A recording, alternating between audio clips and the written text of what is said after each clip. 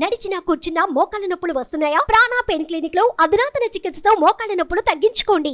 నమస్తే, welcome to మనం TV. మనం ఉన్నది మన కోసం. నేను వలి. ప్రస్తుతం స్టూడియోలో ఉన్నారు ప్రముఖ అనలిస్ట్ డివి శ్రీనివాస్ గారు. వారితో మాట్లాడదాం. శ్రీనివాస్ గారు నమస్తే సార్. నమస్తే.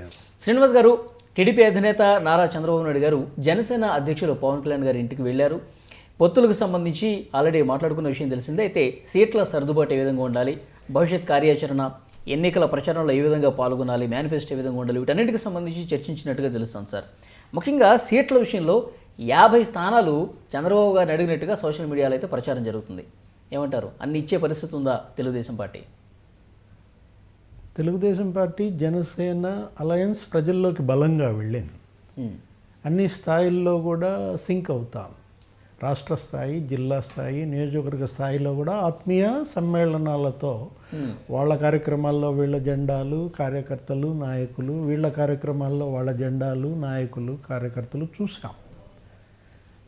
చంద్రబాబు వచ్చినా, లోకేష్ వచ్చినా జనసేన ప్రతినిధులు వెళ్ళి కలవడం, వెల్కమ్ చెప్పటం, వాటిలో పార్టిసిపేట్ చేయటం.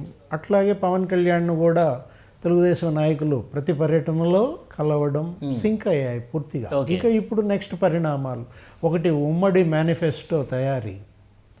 6 గ్యారంటీలు తెలుగుదేశం ఇచ్చింది, ఈయన ఇంకొక 5 గ్యారంటీలు యాడ్ చేశాడు. 11 గ్యారంటీలతో పాటు ఇక ఉమ్మడి మేనిఫెస్టో ఒక షేప్కి వస్తుంది. దాని డిస్కషన్కి కలిశారు.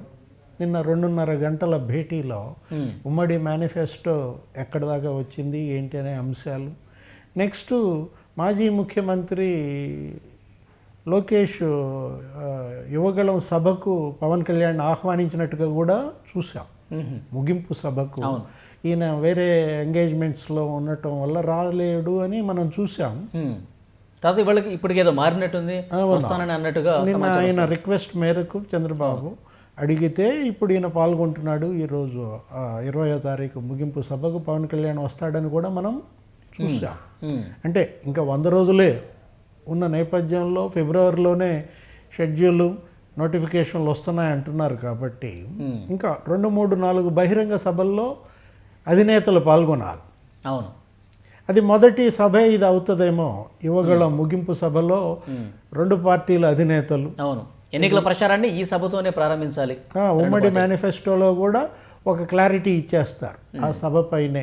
వస్తే ఏది పవన్ కళ్యాణ్, నెక్స్ట్ మీరు అన్నది ఏది సీట్ల సర్దుబాటు, ఎవరెవరు ఎక్కడెక్కడ కంటెస్ట్ చేయాలి అనే దాంట్లో అటు ఆ పార్టీ సర్వేలు చేసుకుంటుంది, ఈ పార్టీ సర్వేలు చేసుకుంటుంది. 2 సర్వేలను దగ్గర పెట్టుకుని పోల్చుకోవటం. ఓకే, జనసేనకి ఎక్కడ బలం ఉంది, ఎక్కడ వాళ్ళ అభ్యర్థులు గెలిచే అవకాశాలు ఉన్నాయి అనేది తెలుగుదేశం కూడా సర్వే చేయించుకుంటుంది. అట్లాగే జనసేన కూడా సర్వే చేయించుకుంటుంది. ఈ 2 సర్వేలను దగ్గర పెట్టుకుని నిన్న డిస్కస్ చేసి ఉండొచ్చు. ఓకే, 2 పార్టీల అధినేతలు. ఇక ఎన్ని సీట్లు అడిగారు, ఎన్ని సీట్లు ఇస్తామన్నారు, ఇదేంటంటే ఇదంతా కూడా ఇంకా రకరకాల వదంతులు. అంటే 50 అడిగారని, తర్వాత 50 అయితే కష్టమే అని చంద్రబాబు గారు అన్నారని, ఇలాంటి డిస్కషన్స్ కూడా జరుగుతున్నాయి సోషల్ మీడియా. వీటన్నిటికన్నా ముఖ్యమైన డిస్కషన్ ఇంకోటి జరిగి ఉండొచ్చు. ఇక్కడ తెలంగాణలో జనసేన పోటీ చేసింది. మొన్నటి ఎన్నికల్లో 8 సీట్లలో పోటీ చేసి డిపాజిట్లు పోయిన దీంట్లో కిషన్ రెడ్డి కేంద్ర మంత్రి, బీజేపీ అధ్యక్షుడు స్టేట్మెంట్ ఇచ్చారు. పార్లమెంట్ ఎన్నికల్లో మేము బీజేపీ ఏకపక్షంగా వెళ్తోంది, ఒంటరిగా పోటీ చేస్తాం, జనసేనతో పొత్తు ఉండదు అని బీజేపీ క్లారిటీ చేసింది. అవును, సేమ్ ఇది గతంలో కూడా చూసాం. 2019లో కూడా బీజేపీ కిషన్ రెడ్డి ఇదే స్టేట్మెంట్ ఇచ్చాడు. అప్పుడు తెలుగుదేశం అలయన్స్ 2014లో అయిన వెంటనేనే ఇంకా తెలుగుదేశంతో పొత్తు ఉండదు అని కిషన్ రెడ్డి అప్పుడు కూడా స్టేట్మెంట్ ఇచ్చింది. సేమ్ అట్లాగే ఈ ఎపిసోడ్ రిపీట్ అయింది. జనసేనతో ఇంకా పొత్తు ఉండదు అని కిషన్ రెడ్డి చెప్పటం. అది మరి దాని యొక్క ఎఫెక్ట్ ఎక్కడ పడుతుంది? ఆంధ్రప్రదేశ్ మీద పడుతుంది. మొన్నటిదాకా మనం ఏమనుకున్నాం, 3 పార్టీలు అలయన్స్ ఉంటాయి, పవన్ కళ్యాణ్ బీజేపీని కూడా ఈ అలయన్స్లోకి తీసుకురావడం కోసం విశ్వ ప్రయత్నాలు చేస్తున్నాడు ఢిల్లీలో తన యొక్క పలుకుబడి పరపతి. అంటే ఏ రాష్ట్రానికి ఆ రాష్ట్రం చూసే అవకాశం ఉందా సార్? లేకపోతే ఈ ఎఫెక్ట్ నిజంగానే ఆంధ్రప్రదేశ్ మీద పడి బీజేపీ అక్కడ కలిసి రాకుండా ఉండే అవకాశం ఉందంటారా? అది బీజేపీ యాటిట్యూడ్ని బట్టి ఉంటుంది. రాబోయే కాలంలో బీజేపీ వ్యూహం ఎలా ఉంటుందో మనం చెప్పలేం. ఓకే. బీజేపీకి రెండు ముఖాలు. రాష్ట్ర నాయకత్వం ఒక ముఖంతో పనిచేస్తోంది, కేంద్ర నాయకత్వం వేరే ముఖంతో పనిచేస్తోంది. కేంద్ర నాయకత్వానికి బీజేపీ రాష్ట్ర నాయకత్వాలకి మధ్య గ్యాప్ కనపడుతోంది. ఏపీ బీజేపీ అధ్యక్షురాలు స్టేట్మెంట్ మీరు చూశారు నిన్నగాక మొన్న. జనసేనతో తమ పొత్తు కొనసాగుతుంది అన్నారు. అవును. ఏపీ బీజేపీ అధ్యక్షురాలేమో జనసేనతో పొత్తు కొనసాగుతుందన్నారు. తెలంగాణ బీజేపీ అధ్యక్షుడేమో ఇక ఉండదు అని చెప్పేసి తలాక్ చెప్పేశాడు. అంటే ఈ పరిస్థితుల్లో జనసేన జంక్షన్లో ఉంది. ఒక మంచి జరిగింది ఏంటంటే తెలుగుదేశం జనసేన పొత్తు ఇప్పటికే కలిసి రావాలని అనుకుంటుందా జనసేన? బీజేపీ కలిసి రావాలని అనుకుంటుందంటారా? అంటే ఇప్పుడు కిషన్ రెడ్డి స్టేట్మెంట్ దరిమిల పవన్ కళ్యాణ్ ఆలోచన సరళి మనకి ఆలోచించాలా, అంచనా వేయాలి. అంటే ఏ రాష్ట్రం పరిస్థితులు ఆ రాష్ట్రానికి ఉంటాయి కదా సార్. ఇప్పుడు తెలుగుదేశం పార్టీ అసలు పోటీయే చేయలేదు తెలంగాణలో, బీజేపీ జనసేన మాత్రమే కలిసి పోటీ చేసి ఒక రకంగా జనసేనని బలి చేసినట్టు తెలంగాణలో. ఇప్పుడు జనసేన కంటెస్ట్ చేద్దామనా లేదా వాళ్ళే దించారు. ఏది అంటే పవన్ కళ్యాణ్ని వాడుకుని వదిలేసినట్టుగా కనపడతాను. ఆయన క్యాన్వాస్ ఉపయోగించుకుని ఆయన జెండాలు, ఆయన కార్యకర్తలు, ఆయన పోస్టర్లతో తిరిగారు కదా. ప్రతి వ్యాన్లో ఇవాళ బీజేపీ ఆ ప్రచార వాహనాలన్నిటిపైన మోడీ బొమ్మ కన్నా పెద్ద బొమ్మ పవన్ కళ్యాణ్ ఎంచుకొని తిప్పారు ఇక్కడ మన తెలంగాణ ఎన్నికల ప్రచారంలో. ఏదేమైనా బీజేపీ ద్వంద్వ వైఖరి కనపడుతాను.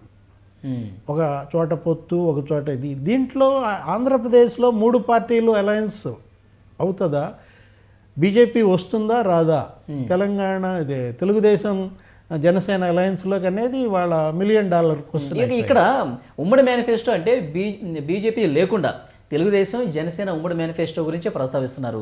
రేపు మినీ మేనిఫెస్టోలో ఇప్పుడు 10 అంశాలు కూడా ఈ 2 పార్టీలకు సంబంధించి ఈ 2 పార్టీల అధినేతల చిత్రాలే ఆ మేనిఫెస్టో మీద ఉండేట్టుగా వార్తలు వస్తున్నాయి. అంటే బీజేపీ ఇక లేదు అని సంకేతం ఇచ్చినట్టు భావించాలా?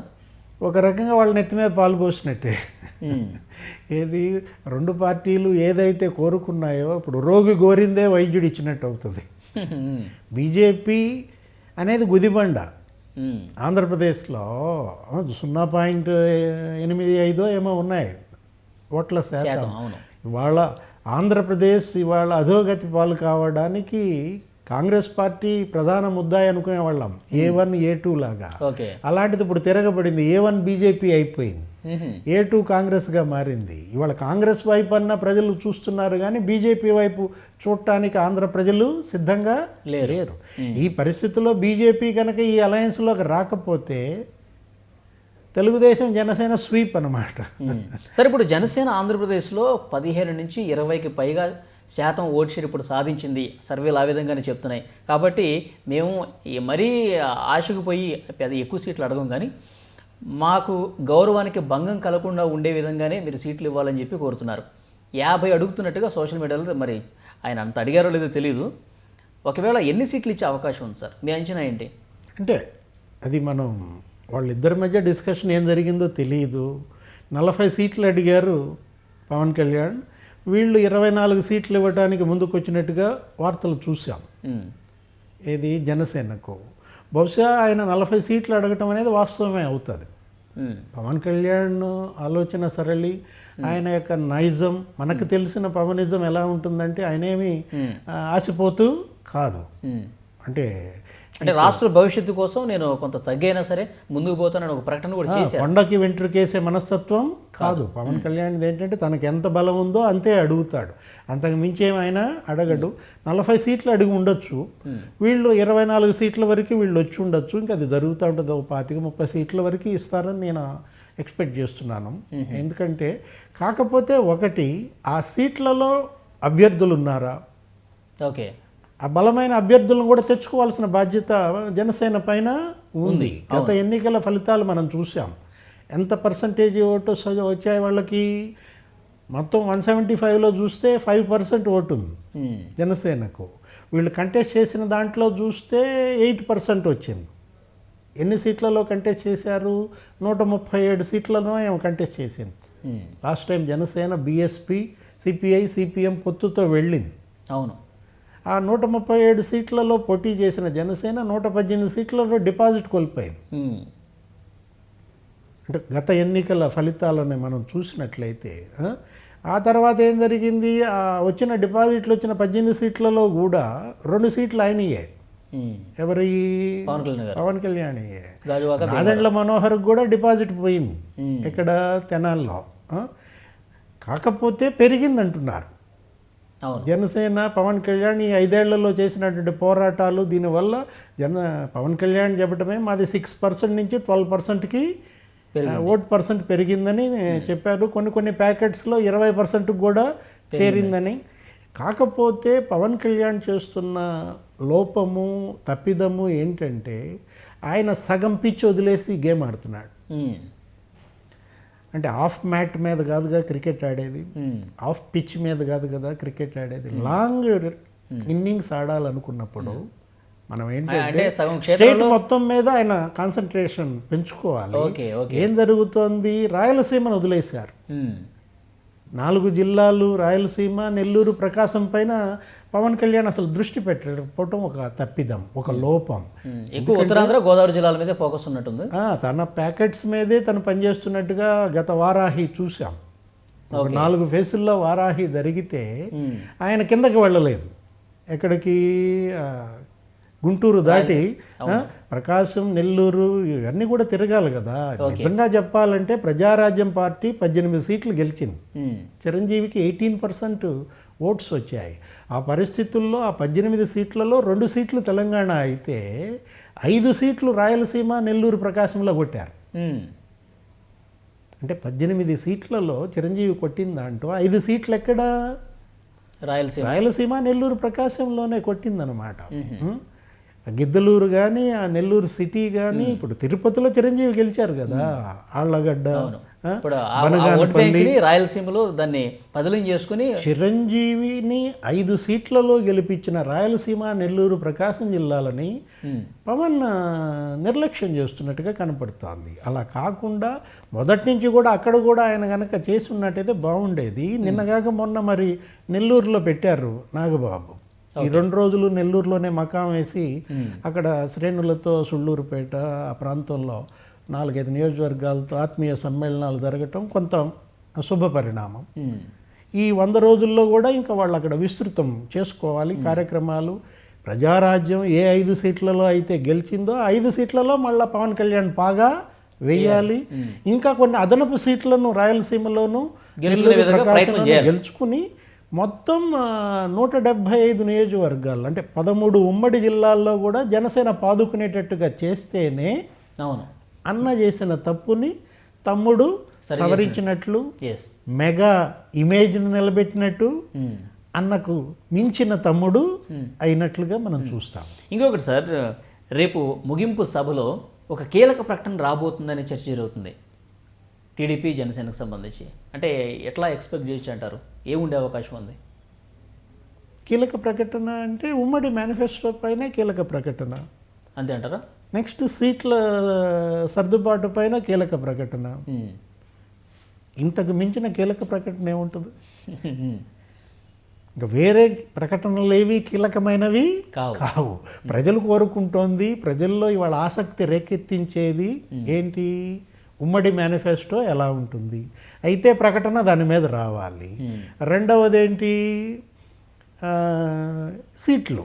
నువ్వు చెప్పింది 40 సీట్ల, 25 సీట్ల, 30 సీట్ల, అది రేపే కనుక ప్రకటిస్తే ఇంకా క్లారిటీ, స్పష్టత వస్తుంది. చూద్దాం సార్. ఈ 2 కాకుండా నువ్వు అనుకునే కీలక ప్రకటన ఏది? బీజేపీతో పొత్త, కొంప కొల్లేరే. పొత్తు ఉండదు అని కూడా రావచ్చు ప్రకటన. అదైతే ఒక స్వీప్ వచ్చేస్తుంది. చూద్దాం సార్ ఎట్లా ఉండబోతుంది ఏంటనేది. Thank you very much.